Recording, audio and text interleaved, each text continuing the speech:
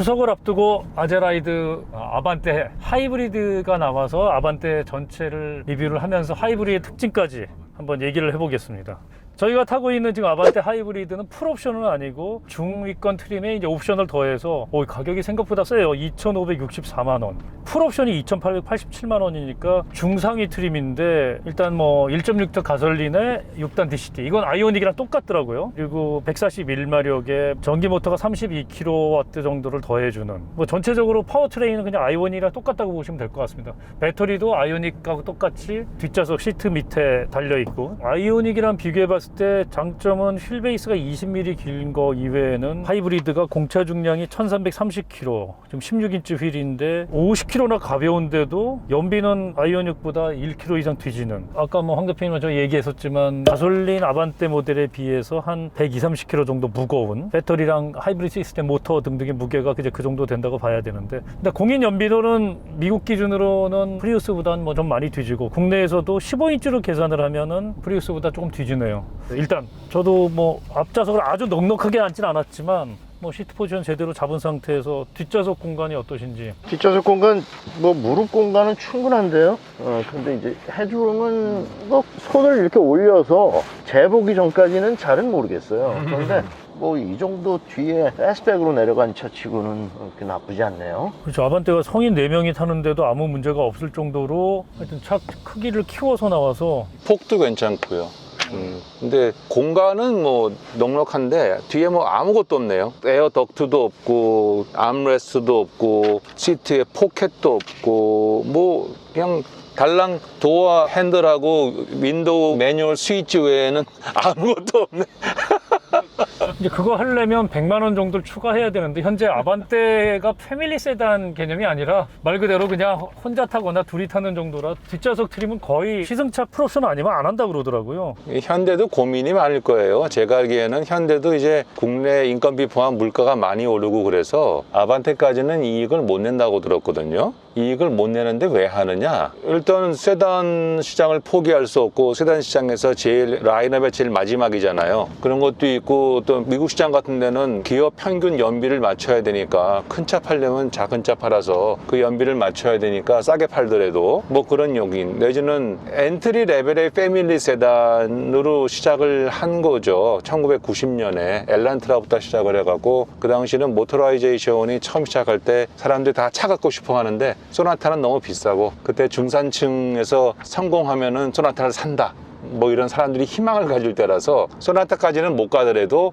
중형차 같은 느낌을 주는 소형 세단이 필요해요. 그래서 준중형이라고 우리나라에서만 있는 희한한 세그먼트가 생겼죠. 마케팅으로 만들어낸. 네. 근데 잠깐 지금 뒷좌석 물어본 것 같은데 자동으로 벌써 넘어간 거예요? 네, 그러니까 내가 왜 그러냐면 현대가 고민이 많을 것 같다는 게 그 얘기예요. 그래서 그때부터 엔트리 레벨의 패밀리 세단으로서 30년간 있어 왔는데 한국 시장은 이미 그 단계를 넘어서서 지금 이제 편집장님이 말씀하신 것처럼 이제 과연 이 아반떼나 K3가 엔트리 레벨의 패밀리 세단이냐 아니면 이렇게 렌트카에서 잠깐 뭐 비즈니스용으로 쓰고 아니면 젊은 사람들이 좀 타고 댕기고 아니면 뭐 나이 먹은 분들이 은퇴 이후에 뭐 스타일리시하게 타고 다니는 차가 됐다 그러면 이미 국내에서 이미 패밀리 세단이 아니거든요. 그렇죠. 그래서 뒤를 신경을 안 쓴 것 같은데 지금 예를 들어서 조금 후진국에 간다든지 그 선진국에 가가지고도 조금 그 자금이 모자란 사람들에게는 여전히 패밀리용으로 쓰일 거란 말이에요. 그래서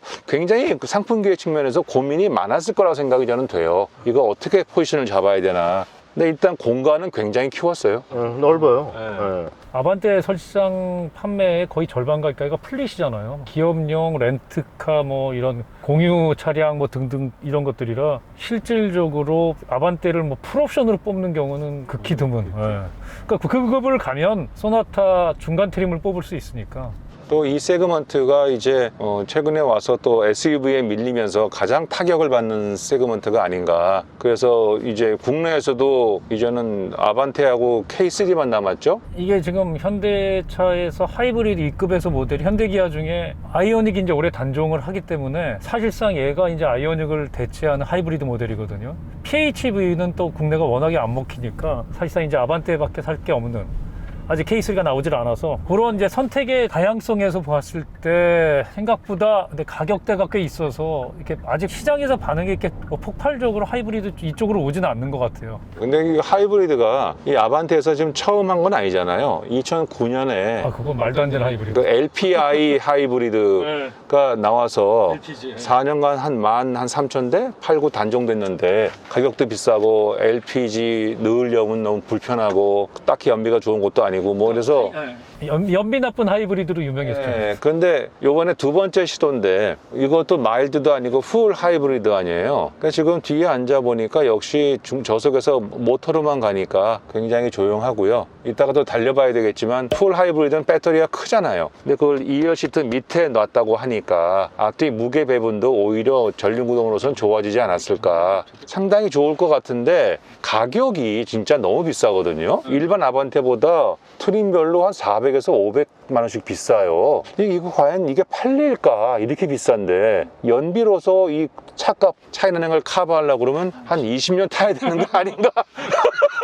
그러니까 뭐 소비자들이 역시 현명해서 그래서 지금 안 팔리더라고요, 이게 아반떼 하이브리드가. 안 팔려고 값을 이렇게 했나?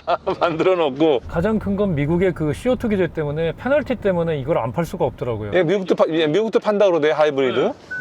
이 리뷰가 미국에서는 꽤 많이 나왔더라고요, 보니까. 근데 이따 가속 해보시면 알겠지만 CVT가 아닌데 엔진음 이런 것들이 꽤 많이 들어오더라고요. 저거 재밌어요. 게이지에 올라갈 때 밑에 이게 퍼렇게 되는 건 알겠는데 20에 가면 20글자가 커져. 40에 가면 40글자가 커져. 아, 그래요? 그 디지털로서 참 재미를 둔 것 같아. 근데 게이지가 그걸 가리고 있으니까 커져봐야 잘 안 읽히는데. 어쨌거나 그 재밌더라고요, 이게. 아반떼 저 왼쪽에 있는 건 아예 아무것도 못 쓰고 저거 인덕션 히터 같은 저게 뭐예요? 장식이에요, 장식. 장식? 예, 데코레이션. 이게 SUV도 아닌데 이걸 왜 달아놨을까? SUV가 아니라 그거는 이거 기본 모델이 보통 있거든요. 좀 스포츠카 같은데 달려있죠? F타입이나 콜벳 보면 이 한쪽이 튀어나와 갖고 이렇게 어떤 운전자가 독립된 느낌을 가질 수 있게 칵핏 느낌의 그 비행 조종사 비슷하게 그 느낌을 준 것 같은데. 근데 여기 또 손잡이를 해놔서 그러니까 그게 손잡이가 미국에서는 오마이갓이 바라 그러잖아요. 뭐예요? 오마이갓. 그게 뭐예요? 아이고야 그러면서 붙잡는. 막 흔들릴 때 오마이갓이 그럴 때 오마이갓이 잡으라고? 잡는. 위에 것도 그런 식으로 얘기를 하는데 보통. 뒤에 승차감 괜찮죠? 괜찮아요. 차 크기가 굉장히 생각보다 준중형이라고 하기 어려울 정도로 커서 이게 그때 소나타 처음 나왔을 때보다 이게 차 크기가 크더라고요. 근데 뒤에 앉아보니까 이 바닥 진동하고 소음은 그냥 다 올라오네요. 철판이 얇은 것 같은 느낌이 좀 들죠. 이렇게 올라오는 거. 근데 안락하긴 해요. 안락한데 뭔가 소형 전륜의 한계이긴 한데 멀티링크인데 불구하고 바닥 진동과 소음 올라오고 이따 달려봐야 되겠지만 풍절음은 잘 모르겠어요. 그건 달려봐야 알겠고. 진짜 이 시장이 한때 베스트셀링 시장이었잖아요. 대단했죠. 2015년까지. 근데 지금은 SUV한테 다 뒤져가지고 사실상 자가용 수요로 이게 대형 SUV인 팰리세이보다 못 파는데. 그러니까 이제 경영학에서 수요를 얘기할 때 롱테일 법칙이라는 게 있잖아요. 수요가 줄어도 제로는 안 되고 이게 쭉 가는 거예요. 그런 어떤 고정 수요. 사람의 기호에 따라서 SUV를 싫어하는 사람이 있어요. 귀여운 강아지를 싫어하는 사람이 있는 것처럼. 그런 SUV를 싫어하는, 세단을 좋아하는 젊은 층이나 아니면 나이 드신 분들, 특히 나이 드신 분들은 옛날부터 세단이 몸에 익어서 굉장히 세단에 대한 익숙한 것 때문에 아반떼 광고하는 거 봐도 할머니들이 예쁘게 치장하고서 홍대 앞에 놀러 가는 것 같은 그런 광고도 하잖아요. 그러니까 이제 그게 뭐냐면 어떻게 보면 젊은 층보다는 젊은 기분을 주면서 그런 노년층을 상대로 팔고자 하는 의도가 있는 거 아닌가. 그러면 그 노년층 수요가 세단에 익숙하니까 세단이 좋은데 차는 너무 크면 안 되고 공간은 넓어야 되고 연비 좋아야 되고 사용하기 편리하면 되고 대신에 무슨 퍼포먼스라든지 그런 건 필요 없고. 뭐 코너링이 어떻고 뭐 그래서 이게 엔진도 123호스파워면 이거 말고 이제 기본 아반떼요. 하이 퍼포먼스라고 절대 부를 수가 없거든요. 이 차급에서 아무리 무게가 1.2톤에 불과하다고 그래도 123호스파워 갖고는 가볍게 초반에 가속은 갈지 몰라도 중간 가속 그런 게 안 되잖아요. 그래서 그런 거 볼 때 스타일리시하고 영하게 만들어서 노년층 위주로 국내에서는 팔려는 게 아닌가. 근데 편장님도 아시지만 일본에서도 이 급이 경쟁하는 카롤라 카롤라는 이미 만들 때부터 공간을 뻥 키워서 장년 노년용을 팔거든요. 수요의 대부분이 그쪽이야. 시골에서 편하게 타고 다니고. 하여튼 아반떼가 아까 말씀하신 대로 세단을 좀 좋아하는 젊은 층은 얘보다는 이제 요 바로 전 모델까지는 아반떼 스포츠, 약간 스포츠. 네, 고성능 라인으로 고가격대에 좀 쏠 수 있는 차를 즐겼던 거. 이제 이거 N 나오잖아, N. 근데 N이 우리 남현수 씨 얘기가 생각보다 별로야? 강력한 무기가 있다 이거예요. 벨로스타인. 아반떼는 N9이고 벨로스테는 진짜 N이고 값 차이가 많이 났나? 출력 차이가 꽤 나는. 500, 600 나죠. 하여튼 아반떼가 솔직히 지금 국내에서는 이제 뭐 이게 실버가 얘기도 나오고 플리카 시장 아니면 저도 근데 만약에 뭐 이걸 누가 산다 그러면 뭐 그냥 차를 뭐 이렇게 좋아하고 뭐 내 라이프 스타일 이런 거 복잡한 거 싫고 무슨 차 타면 편할까요? 할 때 그냥 무난한 차 그냥 그런 부분인 것 같아요. 근데 일단 보기 예쁘게는 만들었잖아요. 눈에 확 띄게. 이따가 디자인은 뭐 김 대표님이 더 상세히 말씀해 주시겠지만 오늘은 직접 한번 하시죠. 아니에요, 싫어요. 근데 제가 이제 그 디자인을 볼 때 항상 느끼는 게 뭐냐면 어떤 디자인 테마가 있잖아요. 현대로 얘기하면 전에 뭐 플루이드 스컬프처라든지 이번에 뭐 센시어스 스포티니스 그런 걸 구현을 할 때 차체 크기가 참 중요한 것 같아요. 차가 너무 작거나 차가 너무 크면 그 디자인이 잘 구현이 안 되는 것 같아. 그래서 제 느낌에는 아니 진짜 그러면 솔직하게 플루이딕 스컬프처라든지 네. 그런 단어들을 미리 만들고 디자인한다고 생각하세요? 아이 얘기 들어보세요. 나는 그거 아니야. 내가 요즘 세미나 하자는 게 아니고 나중에 마케팅에서 그냥 붙인 근데 얘기지 뭐. 어쨌거나 디자인 테마를 잡잖아요. 네. 근데 플루이드 스컬프처 할 때 그것이 제가 보기에는 소나타 크기보다는 아반떼에서 더 잘 컴팩트하게 구현된 것 같거든요. 완벽하게. 마찬가지로 요번에 센시어스 스포티니스라는 것도 먼저 소나타에 적응을 했는데 그거보다는 이 아반떼 사이즈에서 더 잘 구현된 것 같아요, 주제가. 그래서 소나타에 하다 보니까 너무 길어져 갖고 어떻게 보면 메기처럼 나왔는데 요거는 딱 맞게 된 것 같아서 요 사이즈가 한 4m 60, 70 요게 디자인 구현하기에 참 좋은 크기인가 보다. 이래서 크루즈를 소나타 크기로 구현한다고 생각을 해보세요. 옛날 크루즈의 그 모양이 어떻게 될 것인가. 프로포션이 달라지잖아요. 근데 하여튼 이 새로 나온 아반떼가 참 길가에서 보기 힘든 차예요. 잘 안 보여. 렌트카 빌리러 제주도 가고 뭐 이런 데 아니면 저희 빌라에 한 대 있거든요. 그래서 맨날 바깥에 세워져 있는데 흰색으로 이 똑같아 이거하고. 그거 볼 때마다 햇빛이 비치고 아침에 보고 저녁 때 보고 그러면 야 진짜 이거 무슨 클레이 모델을 일단 둥글둥글 만들어 놓은 다음에 사시미 칼 들고 나와가지고 샥샥 쾌골 조로가 와가지고 샥샥샥샥샥 깎아놓은 것 같은 참 이렇게 만들기도 쉽지 않겠다. 이제 초보 셰프냐 아니면 숙련된 셰프냐인데 이 전에 아반떼도 3반대라고 2년은 갔나요? 페이스리프트 예 그치 2년 반 그게 이제 반응이 너무 안 좋아서 너무 안 좋아서. 아니 그러니까 너무 자주 바뀌어.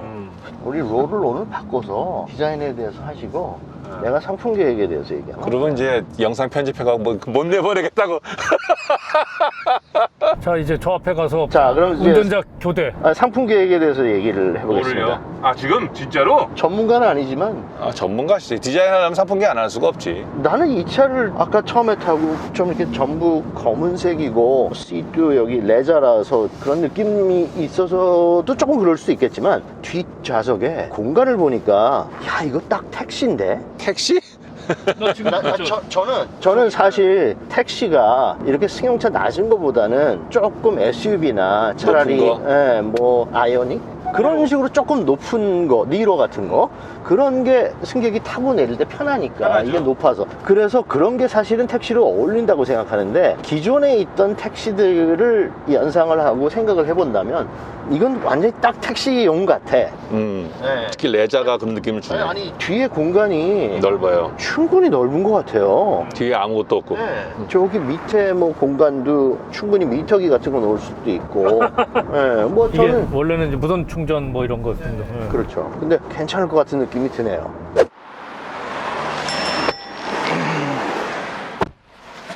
그냥 원가 절감 많이 했네.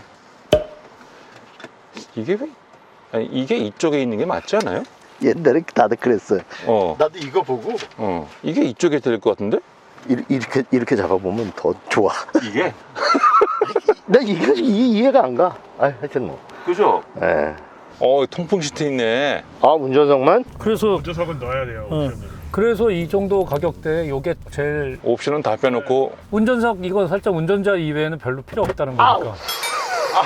오, 야, 이게 뭐 쿵 떨어지네. 다리, 근데 여기가 코너가 뾰족하게 된 게 무릎 바로 아래를 치네. 그러니까 이제 이게 옵션이 다 빠졌다 할지라도 이 운전석에 앉아보니까 굉장히 럭셔리한 느낌이 드네요. 내가 럭셔리한 차를 몰고 있는 것 같은 느낌을 줘요. 이게 기본 사양인데도 불구하고 앞에 계기판에서 이렇게 이어놓은 것도 그렇고 이건 잘 모르겠고 인덕션은 이것도 상당히 심리적인 안정감을 주고 이 레바도 요새 현대가 다 버튼식이잖아요. 버튼식인데 이게 아마 국내에 수동 기어가 나오면서 그것 때문에 이렇게 한 것 같아요. 근데 이것도 버튼보다는 이게 훨씬 낫고 모양이 적어도 이거하고는 맞잖아요. 컨셉이 스포티하면서 핸들도 적당히 스티키하고요.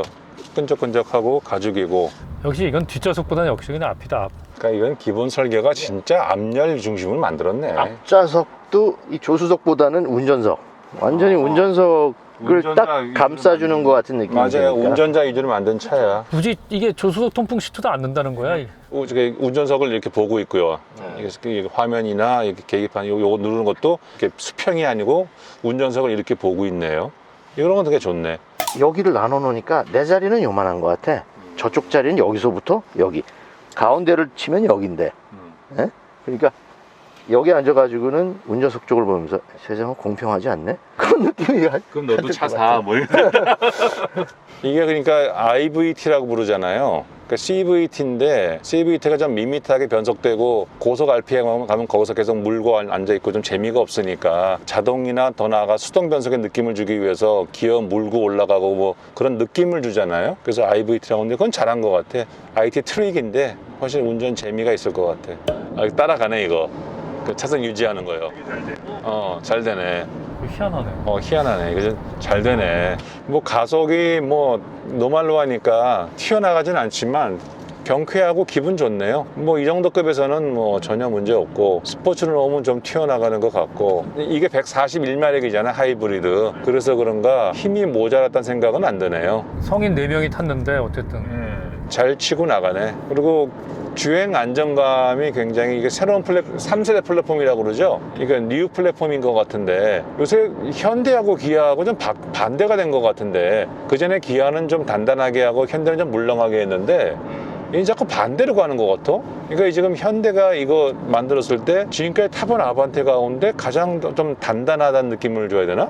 뭐 좀 그런 느낌이거든요. 잘 잡아주는 것 같은 물렁물렁한 게 아니라 그래서 그러니까 조금 고속 올라갈 때도 불안한 느낌은 별로 없어요. 탄탄하게 잘 나간다는 그런 느낌이 들어. 스티어링도 유격 별로 없이 민감하게 탁탁 움직이고 핸들 가벼운 거는 뭐 핸들 가벼운 거 좋아하는 사람 무지하게 많아요. 특히 아우디 여자분들이 핸들 가벼워서 너무 좋다는 거야. 그거를 뭐 엔지니어링적으로는 어떻게 평가할 수 있을지 모르겠지만 유저 입장에서는 핸들 가벼운 게 반가운 거예요. 근데 저속으로 갈 때라든지 시내에서 가벼운 거는 운전하기가 훨씬 편하죠. 그렇지만 이제 조금 속력이 나고 달릴 때 속도 감응이 돼서 조금씩 무거워지면서 그래야지 안전한 느낌이 들죠. 근데 속도가 빨라질 때 빠른데도 이게 가벼우면은 굉장히 불안하고 이거 잘 잡고 있어야 되겠다는 생각이 드는 거야. 가속 느낌 좋네. 가속할 때 아무도 얘기를 안 해. 그 롤링 피칭도 없고 굉장히 플랫폼이 언더바디가 단단하게 잡아준다는 느낌이 들거든요. 바닥 소음은 굉장히 많이 올라오네. 바닥 진동 소음 올라와요. 특히 뒷좌석은 진동보단 소음이 굉장히 많이 올라오네. 지금 심지어 지금 온로드 아스팔트 노면이 좋은데도 불구하고 그건 어쩔 수 없는 것 같아. 2차급에서는 어쩔 수 없어요. 저는 충분히 뭐 예. 괜찮다고 생각해요. 그 정도는. 브레이크도 괜찮네. 이 브레이크가 하이브리드 치고 이질감이 좀 없어요. 그러니까 너무 민감하지도 않고 근데 회생제동이 저속에서는 조금 걸리더라고요. 그리고 가속할 때 토크 스티어도 별로 안 느껴지고 잘 만든 것 같은데요? 엔진 소음도 그렇고 뭐 풍절음도 별로 없는 것 같고 이거 타고서 장거리를 오랜 시간 가면 그건 잘 모르겠지만 이렇게 잠깐 타본 걸로서는 뭐 이 정도면 됐지 뭐. 나쁘지 않아요. 뭐 좋다고까지는 안 되겠는데. 그러니까 하이브리드가 값이 비싼 건 있지만 이 차 자체로서는 더 완성도는 있는 것 같아요. 일반 노멀 아반떼보다 확실히 2열 승차감이 더 좋아요. 그죠? 사람들이 별로 우리 영상이 별 도움이 안 되겠는데? 사람들은 토션빔이 궁금할 텐데. 토션빔 아반떼를 타보면 뒤가 약간 텅 하는 느낌 텅 튀지. 네, 나거든요. 근데 얘는 그 하나도 안 느껴져요. 조금 길 조건이 도로 조건이 나빠지면 바로 반응하니까. 그러니까 2열에 많이 탑승할 거면 아반떼 하이브리드를 사라. 아니면 그런 아반떼 팀이네. N9. 근데 이제 그 N9은 조금 이제 앞뒤 밸런스 문제가 있겠지? 이건 뒤에 배터리가 있으니까 좀 잡아주는데 그건 앞에 좀 무게가 쏠려 있을 거 아니야. 아까도 뒤에 앉아 오는데 난 별로 어지럽지 않더라고. 그래서 이게 무게 밸런스가 괜찮구나. 자, 이제 인테리어 먼저 하시죠. 뭐. 인테리어 저는 이 화면이 이렇게 쭉 연결된 게 지난번에 왜 K5 같이 그냥 밋밋하지 않고 조금 이것도 랩어라운드를 했어요. 랩어라운드라는 거는 조금 나를 감싸주는 것처럼 그걸 살짝 한 느낌이 있어요. 그런데 가운데에 있는 미터 클러스터라 그러죠. 그 계기판은 조금 카라인하고 일자로 되어 있는지 차의 가운데 쪽으로 보통 살짝 트는데 이건 오히려 이 왼쪽으로 돌아가 있는 것 같은 느낌이 조금 있어요. 이 판이. 근데 전체적인 여기 느낌은 저는 K5보다 오히려 깨끗하게 정리는 잘 된 것 같아요. 이 진짜 왼쪽에 있는 게 무슨 펑션이 없이 그냥 들어간 거. 근데 여기가 아마 이게 없었으면 이게 좀 어색하게 균형은 안 맞았을 것 같아요. 전체 느낌에. N9에서는 거기에 드라이브 모드 바꾸는 게 뭐 들어간다는 거 아니에요? 그 전체적인 느낌은 여기 앉으니까 와, 내 느낌은 운전석의 느낌은 되게 넓은 것 같아. 이 칵핏이 이거까지 써. 예, 이거 그냥 굉장히 와, 나는 아주 이건 완전히 운전자를 위한 그런 느낌이 들어요. 아까 제가 택시 얘기했잖아요. 택시는 오히려 미국 같은 데는 이 뒤에 앞에도 못하게 하고 여기 막혀져 있지만 여기를 딱 분리하는 거는 오히려 택시로 더 좋을 것 같아. 근데 하여튼 그런 스포티한 나를 운전자를 위한 랩어라운드 디자인, 저는 그건 되게 마음에 들어요. 기어납은 조금 아까 말씀하신 대로 거꾸로 된 것 같은 우리가 일상에서 보던 그런 기어납은 오히려 이게 진짜 이 축을 하고 이 반대로 돼 있는데 이거는 거꾸로 된 것 같은 느낌이 좀 들어요. 근데 이건 뭐 하여튼 펑션 때문에 이거 오른쪽으로 하면 여기에 걸리니까 그래서 이거 하고 여기 또 밑에 스위치 버튼 그거를 다 감안했었을 때 이렇게밖에 할 수 없었을 것 같아요. 근데 제가 여기 앉아서 보니까 이 가운데 여기에 있는 이게 스피커 그릴이겠죠? 스피커 그릴이 여기 앉았을 때는 그렇게 많이 눈에 안 띄는데 옆에 승객 쪽에 앉아서 이걸 봤었을 때는 아까 여기 좀 봤었을 때는 이게 좀 너무 과해요. 디자인이 좀 이렇게 평평하게 조용하게 됐었어도 충분히 괜찮았었을 것 같아요. 근데 여기 이 그레인 있잖아요. 이걸 이제 테크니컬 그레인이라고 말씀드렸는데 테크니컬 그레인은 저는 오히려 이거 괜찮은 것 같아요. 뭐 가죽 아니면서 애니멀 그레인이라고 하는 가짜 가죽 같은 느낌이 넣는 것보다는 오히려 괜찮은 것 같고. 그러니까 저렴한 소재로서 뭐 최대한 하여튼 효과를 준. 네, 저는 버튼들이 여기에 쭉 있는 것도 괜찮고 버튼 누르는 것도 괜찮아요. 약간 틀어졌어요, 운전석 쪽으로. 이렇게. 그 누르는 데가 약간 평평하게 각도를 이렇게 사선 45도로 세워서 누르기 되게 편하더라고요. 뭐 전체적으로는 저는 굉장히 모던하게 인테리어를 잘 꾸민 것 금속도 같아요. 무광으로 하니까 또 모던해 보이잖아요. 이 컵홀더에 이거 스토퍼 넣는 게 그게 원가 얼마 안 들어갈 텐데 이건 되게 중요한 문제거든요. 근데 이거는 이렇게 아마 흔들리는 거는. 잠깐만요. 이걸 좀 빼보실래요? 이게 이제 그거까지 하기보다는 오히려 이건 참 재밌는 아이디어인데 깊이를 조절할 수 있게 하면서 깊이를 조절했을 때 이걸 뺄 때 스토퍼가 있으면 이게 아마 걸려서 아마 힘들 거예요. 그래서 아마 이걸 그냥 설정을 이게 움직이거든요. 아니 근데 이게 아까 아메리카노 컵 딱 테이크아웃 잔 놓으니까 쏟아지겠더라고. 너무 이게 고정하는 조금만 게 빨리 아무것도 가면 없어서. 이게 흔들려서 이게 그거 쏟아져요. 옆에다 진짜 휴지를 꽂아 놓든지 하지 않으면 위험하겠더라고. 스티어링 휠에 있는 어떤 버튼들 이런 것도 잘 된 것 같아요. 이것도 타원형으로 예쁘게 나왔죠? 네, 그냥 동그란 것보다는. 밝고. 에어컨 켜야 될 것 같아요. 이게 하이브리드니까 지금 조용하잖아요. 조용하죠. 엔진 소리 안 들려. 앞에 계기판 디자인도 잘 된 것 같아. 예쁘장하게. 네. 스포티하고. 근데 저게 이제 저희 그랜저 처음 할 때 저렇게 계기판이 디지털로 앞으로 튀어나와 있어. 안으로 안 넣고 그냥 일자로 저렇게 거의. 그게 처음에 이제 굉장히 어색한 느낌이었는데 지금 현대기아는 다 저렇게 가더라고요. 디스플레이가 커지면서 이게 기존의 인테리어에 디스플레이랑 덜렁 얹힌 것 같은 되게 어색하게 가다가 이제는 조금 균형을 잡은 것 같아요. 이걸 어떻게 할지를 이제 디자이너들이 기준을 잡은 것 같아요. 근데 여전히 표면이 좀 많이 더러워지네요. 이게 아마 non glare라 그러죠. 반사가 잘 안 되는. 그래서 아까 보니까는 화면 같은 거 보기에는 반사 같은 거 전혀 없고 뭐 괜찮은 것 같아요. 근데 이쪽에는 좀 이게 피아노 블랙이 굉장히 크니까 여기서 보니까 내가 보이네요. 아, 여기다 거울을 넣으면 되겠다. 저는 이 프로포션 보니까 이 차의 전체 캐릭터라든지 이런 거랑 봤었을 때 같이 프로포션을 보면은 저는 나쁘지 않아요. 전 괜찮아요. 프론트 휠 드라이브면서 앞바퀴가 프론트 오버행이 튀어나와 있고 바퀴는 좀 뒤로 가 있잖아요. 그런데 이 옆에 팬더 있죠. 후드에서부터 바퀴까지 여기 잠깐만 계속 보세요. 이게 굉장히 낮아요.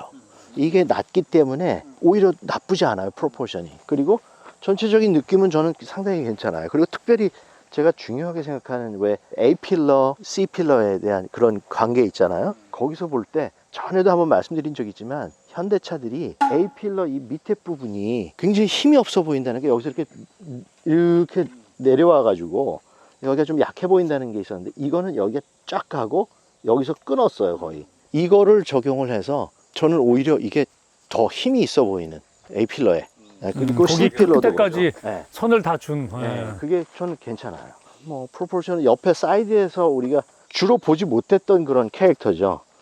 저는 이거를 넣은 거는 개인적으로는 별로 안 좋아하지만 굉장히 자신감 있게 저는 새로운 도전을 한 거. 도전에 대해서는 저는 굉장히 높게 평가를 해요. 캐나다 쪽에 있는 어떤 두 사람이 나와가지고 이거 리뷰하는 걸 제가 잠깐 봤는데 거기서는 야, 이 차 지난번 차도 삼각형 그래가지고 지난번 디자인은 외국에서도 굉장히 평이 안 좋더라고요. 근데 이 차는 그거보다 훨씬 삼각형을 더 많이 쓴 것 같은 느낌은 드는데 삼각형을 이 디자인한 사람이 엄청 좋아하는가 보다 라고 얘기하면서 그렇지만 저는 이 옆에 사이드 캐릭터 뭐 누구는 뭐 이렇게 구겨졌다 뭐 어쩌다 뭐 얘기를 하지만 날카롭게 그런 부분은 저는 굉장히 새로운 시도 그거는 되게 높게 평가를 하고 싶어요. 그러니까 옆에서 보면 이 벨트 라인도 앞쪽이 낮고 뒤가 높잖아요. 그거 따라서 이 라인도 그 따라갔잖아요. 그러니까 완전히 쐐기형으로 앞으로 쫙 쏠려서 달려가는 것 같은 그런 느낌을 주잖아요. 그렇게 내려가는데 만약에 이게 높았다면 이상했었을 것 같은데 저는 전체적인 균형을 잘 맞춘 것 같아요. 지난번에 소나타 보면은 소나타는 이게 쭉 가면서 여기가 연결이 됐잖아요. 이게 컸다가 작아졌다가 또 커지는. 그래서 물결 치는 것 같고 어딘가 조금 어색했는데 이거는 가면서 여기서 끊어지고 뒤에서 오면서 여기서 끊어진 거. 이거는 사실 이렇게 될 때는 윌을 더 뒤에를 강조하는 느낌이 들거든요. 뒤가 이렇게 빵빵해 보이는 거예요. 그래서 소나타보다 오히려 저는 이게 훨씬 디자인적으로 정리는 잘 된 것 같아요. 대중차라도 자기의 어떤 디자인, 요소, 캐릭터 뭐 이런 거를 잘 강조를 했고 요소를 많이 넣으면 사실 그냥 복잡하고 마음에 안 드는 경우가 많은데 이거는 요소가 많이 들어갔는데도 그래도 그렇게 저는 뭐 나쁘게 느껴지진 않아요. 근데 원가 절감 흔적도 보이는 게 예를 들어서 아까 말씀드린 것처럼 이거를 보통 이렇게 반짝반짝하게 하는데 그냥 플라스틱 여기도 그냥 플라스틱인데 조금 재질이 다르고 색깔도 다르고 근데 이런 것은 이제 그냥 원가 때문에 신경을 안 쓰고 그냥 간 거죠. 네. 그건 뭐 이 정도 급의 차에서는 이것까지 다 사실 이게 여기를 글로시로 하는 이유는 이 유리같이 거의 유리가 연결된 것처럼 보이게 하는 느낌이 있거든요. 근데 그거를 그냥 포기한 거죠. 이거는 포기하고 사실 여기다 필름을 붙이는 것도 아니고 이렇게 이 그레인이 있는 데는 필름을 붙이기가 쉽지 않거든요. 그러니까 이건 그냥 이대로 이 가격에 이 차급에서 뭐 할 수 있는 거를 저는 뭐 괜찮다고 저는 보는 사이드에서 것 같아요. 재밌는 게 이 옆에 밑에 사이드 락커는 지금까지는 별로 디자인 요소를 안 쓰고 그냥 기능적인 요소로만 납작하게 딱 붙어 있었는데 이 부분까지 디자인으로 썼다는 거에 대해서 굉장히 디자이너들이 시간이 많았나 보다. 열심히 한 거지 뭔가 왜 또 뭐 시간을 많이 심심하니까 좀 더 해보고 현대 디자인 센터에 디자이너 수가 많은가 봐요. 여유가 있지 않으면 이렇게까지 못 하거든 디자이너들이. 왜요? 많이 해요. 많이 해요. 앞모습. 여기 저는 앞모습도 요소는 많지만 그 나름대로 그 많은 요소를 잘 조화를 이루는 것 같기는 해요. 그리고 이제 이렇게 보면은 지난번 소나타도 그렇고 어느 정도 이 앞에 부분에 그 현대의 승용차급 패밀리 아이덴티티는 이제는 좀 이런 방향으로 가는 거라는 걸 좀 알 수가 있겠어요, 우리는. 근데 이 그릴이 옆에서 이런 쿼터뷰라 그러죠. 4분의 3뷰. 에서 봤었을 때는 그렇게 썩 매력적은 아니에요. 그렇지만 정면에서 봤었을 때는 그렇게 나쁘지 않은 것 같아요. 선이 굉장히 많기는 해요, 이 차가. 옆에도 그렇고 앞에 특별히 뒤에 트렁크 있는 부분도 선들이 굉장히 많긴 하는데 선이 많은 것 치고 그렇게 아주 막 복잡해 보이지는 않아요. 근데 이 조립 품질이 나쁘다는 얘기가 많이 나오던데 여기도 보니까 한 군데가 보이네요. 후드가 이쪽하고 이쪽이 달라요. 이쪽은 클램쉘 같아. 탁 튀어나와가지고 이쪽은 좀 정상인데 그러니까 조립할 때 좀 양쪽에 힘을 다르게 준 거야. 뒷면 쪽에 여기에 어떤 캐릭터 라인들 일단 뒤에서 이 보면은 예전에 나오던 BMW 제가 지난번에 BMW 리뷰할 때 한번 이야기한 적이 있는데 3 시리즈 스포일러를 날카롭게 하고 조금 뻗어가지고 그냥 제비의 꼬리 날개처럼 물찬 제비처럼 만드는. 근데 이건 더 그게 강조가 돼서 굉장히 스포티하고 다이내믹한 건 있어요. 확실히. 이런 작은 이런 데도 선과 면을 다 만들어서 네, 이건 플라스틱. 이게 플라스틱이니까 그게 가능하고. 네. 아, 이거는 LED도 아니네. 이건 LED도 아니구나. 여기 왜 이렇게 T자로 들어가는 그 램프 있잖아요. 그거는 어떤 사람은 이게 멀리서 보면은 H자 양쪽에 이렇게 서 있으니까 연결이 되면 H라고 생각을 하는데 뭐 그렇게 해석을 할 수도 있겠어요. 근데 여기 T자는 볼보 앞에 토로의 망치 같은 느낌이 그런 조금 나요. 근데 뭐 하여튼 이 차에는 저는 뒷망치. 뒷망치 아니 그냥 뭐 망치라고 하면 호비. 뒤통수 때리는 망치예요. 이거 하여튼 저는 뒤에 여기에 별로 이렇게 불만은 없어요. 디자인적으로 이렇게 음각 네거티브를 파면 강해 보인다고 해야 되나? 둥글게 내려가는 것보다 지금 그렇죠. 저 제너시스도 뒤에 보면 다 이게 안쪽을 음각으로 팠잖아요. 이게 재미있는 것 같아요. 왜냐하면 이게 더 강하게 보이는 게 이 위쪽에는 해가 비쳐서 여기가 반사가 되고 이게 안으로 꺾여져 있기 때문에 여기는 완전히 그늘이 지잖아요. 그러니까 이게 더 날카롭게 사른 것 같은 느낌이 들기 때문에 뒤가 두루뭉실한 거는 조금 이렇게 앉아 있는 것 같은 느낌이 드는데 뒤가 날카로우면 바람을 잘 가르고 나가서 여기서 바람을 샥 뽑아줄 수 있을 것 같은 느낌이 이렇게 있죠. 싹 이렇게 끝에 이렇게 올라왔거든요. 그러면 오히려 이게 내려가야지만은 이게 와류가 안 생기고 공기가 흘러가지 않나요? 아니요. 이렇게 해서 살짝 위로 올려야지 바람이 조금 위로 올라가면서 멀리 떨어져서 돌거든요. 근데 여기에서 뒤로 동그랗게 내려가면 바로 떨어지면서 여기에서 와류가 생기면 차를 뒤에서 잡아 끄는 힘이 생기니까. 트렁크가 굉장히 넓어요. 깊기도 넓어요. 하고 밑으로 내려가고 하여튼 굉장히 그다음에 이건 스페이스는 아주 이어시트가 넘어가잖아. 아, K3와는 달리 이어시트가 폴딩이 돼요. 여기에 뭐 하는 게 있던데 이건 아닌 것 같아요. 그것도 아마 옵션. 아, 그것도 아마 옵션인가 보구나. 이열 폴딩도.